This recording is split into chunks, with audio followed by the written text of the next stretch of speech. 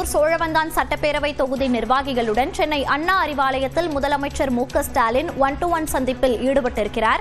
இது குறித்த கூடுதல் விவரங்களோடு இணைகிறார் நமது செய்தியாளர் கோகுல். விவரங்கள்.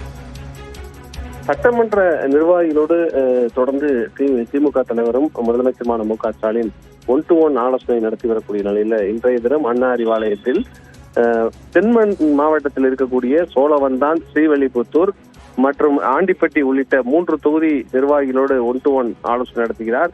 ஏற்கனவே கிட்டத்தட்ட 20க்கும் மேற்பட்ட தொகுதி நிர்வாகிகளோடு ஆலோசனை நடத்திருக்கக்கூடிய நிலையில இன்றைய தினமும் இந்த ஆலோசனையானது தொடர்கிறது.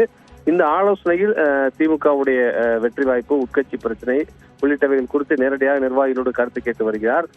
தொடர்ந்து ஏற்கனவே இருக்கக்கூடிய சர்வே அடிப்படையில் நிர்வாகிகளுடைய செயல்பாடுகள் குறித்தும் முதலமைச்சர் பல்வேறு ஆலோசனைகளையும் உத்தரவுகளையும் நிர்வாகிகளுக்கு வழங்கி வருகிறார். தொடர்ந்து முதற்கட்டமாக 4 கலர்கள்ல சட்டமன்ற தொகுதிகளை பிரித்து தேர்தல் பணிகளை ஆற்றிவிடக்கூடிய திமுக முதற்கட்டமாக சிவப்பு நிறத்தில் இருக்கக்கூடிய சட்டமன்ற தொகுதி நிர்வாகிகளோடு இந்த ஆலோசனையை முதலமைச்சர் நடத்தி வருகிறார். மாற்றுத்திறனாளிகள் அணி நேற்றைய தினம் தொடர்ந்து நிர்வாகிகள் நியமிக்கப்பட்ட நிலையில் திமுகவில் புதிதாக மாற்றுத்திறனாளி அணியை உருவாக்குவதற்கு நேரில் மாற்றுத்திறனாளிகள் அண்ணா அறிவாலயத்தில் முதலமைச்சரை சந்தித்து நன்றி தெரிவித்ததோடு அவரோடு இணைந்து செல்ஃபி புகைப்படமும் தற்போது எடுத்து வருகின்றனர்.